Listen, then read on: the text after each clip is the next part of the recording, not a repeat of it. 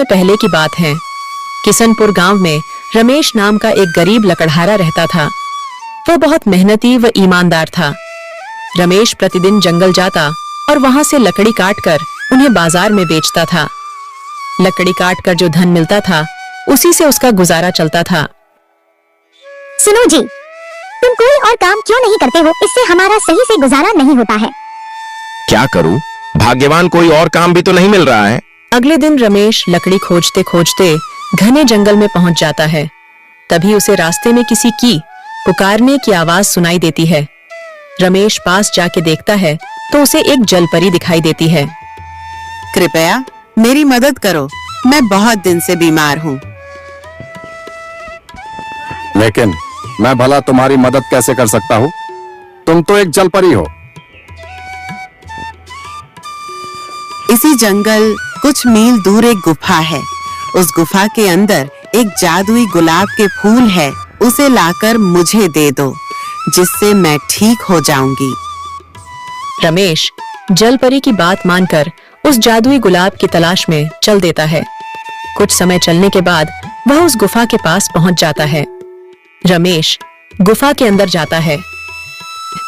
जैसे ही रमेश फूल तोड़ने वाला होता है तभी उसमें से एक जिन निकलता है। मूर्ख मानव, तुम यह जादुई फूल नहीं ले जा सकते जब तक तुम मेरे 2 प्रश्नों के उत्तर नहीं दे देते। यदि तुमने मेरे दोनों प्रश्न के उत्तर सही दिए तो तुम यह फूल ले जा सकते हो। यदि तुमने एक भी प्रश्न के उत्तर गलत दिए तो मैं तुझे खा जाऊंगा। ठीक है, पूछो अपने प्रश्न। पहला प्रश्न, वह कौन है जिसके पास कभी तो दर्जन कपड़े होते हैं और कभी एक भी नहीं होता है? वॉशिंग मशीन है। कभी इसके पास ढेर कपड़े होते हैं और कभी एक भी नहीं होते। बिल्कुल सही उत्तर।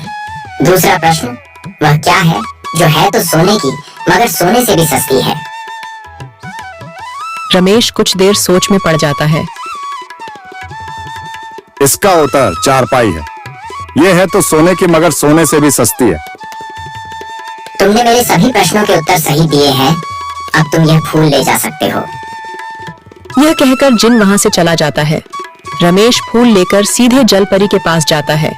जलपरी ओ जलपरी, लो अपना जादुई फूल। जलपरी रमेश को मदद के बदले में उसे सोने के उपहार देती है और वहां से चली जाती है।